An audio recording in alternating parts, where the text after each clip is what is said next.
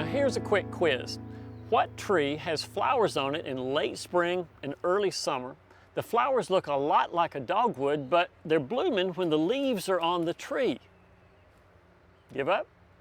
I know somebody who knows the answer. Hank Bruno is Director of Horticulture at Callaway Gardens. Hank, reveal. Well, this is just a Kousa dogwood. So it's a dogwood. It is a dogwood from China. So it's not the native dogwood that we're commonly familiar with, blooms in, what, April every year? In very early spring, we have our regular Florida dogwood. And then there are some intermediate forms between this, a hybrid between the Chinese and the native dogwood. Blooms again in late March and early April. When you get to May and June, it's straight Kousa species. So Kousa dogwood, I've already mentioned one of the things, it blooms late. It has the flowers on it when the leaves are on the tree, but what are some other differences and even similarities between this and the native dogwood? Well, the similarity is, as with all dogwoods, it's the bracts that we're looking at, the actual flowers, this little piece in the middle. The great advantage, I think, to Kousa here in the south is it grows on full sun. It's a little more drought tolerant because these leaves are thicker, a little heavier. Oh yeah, they feel thicker. They do. Yeah. And they can withstand a little more drought than our native species. And you really mean full sun? I can put these in full sun here at Callaway Gardens. Okay. And without irrigation.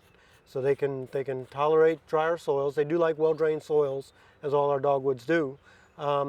They do have some good fall color, but not as reliably as our native species perhaps. But I like them because of this late spring bloom. Now one of the things I noticed is that the flowers are a little bit different in their shape between the Kousa and the flowering and the native dogwood. There's a great deal of genetic variation within this species, and so one of the things they've been doing is selecting, of course, always for larger flowers, but more dissected bracts, if you will, sharper points. We have some beautiful forms.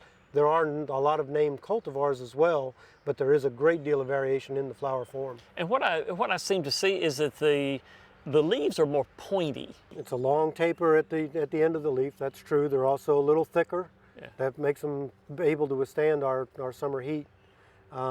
There is a great deal of variation within leaves, just like flowers for this species. What about the bark? The bark seems different too. Bark's not quite that diamond pattern that you think of with our native dogwoods. It's more mottled, similar to a Stewardia. A very nice texture in the wintertime. So as far as culture, I've already mentioned that you've already mentioned, that it grows in sun. I don't think this will grow much south of zone 8 maybe. It wouldn't grow in North Florida, would That's what I've heard. In the books it's listed as a zone 5 to zone 8 plant. I've not really seen how much heat this can tolerate. I don't think Florida's going to like it at all. Probably don't. Mobile, Charleston, no Kousa dogwoods over there. But for the upper part of the South, this is a great way to extend the season. Interestingly, when it first came back to the United States at the Arnold Arboretum in New England, they didn't think it was going to do in the South at all. And it came to Callaway Gardens early on in the 50s and has been growing here again in some fairly tough conditions ever since. Kousa dogwood, it's a great plant, great way to extend the season, as I mentioned. Different flowers, different leaves, and a great plant to have in the landscape. Lots of selections. When you start looking into this, you can find lots of different forms for your garden.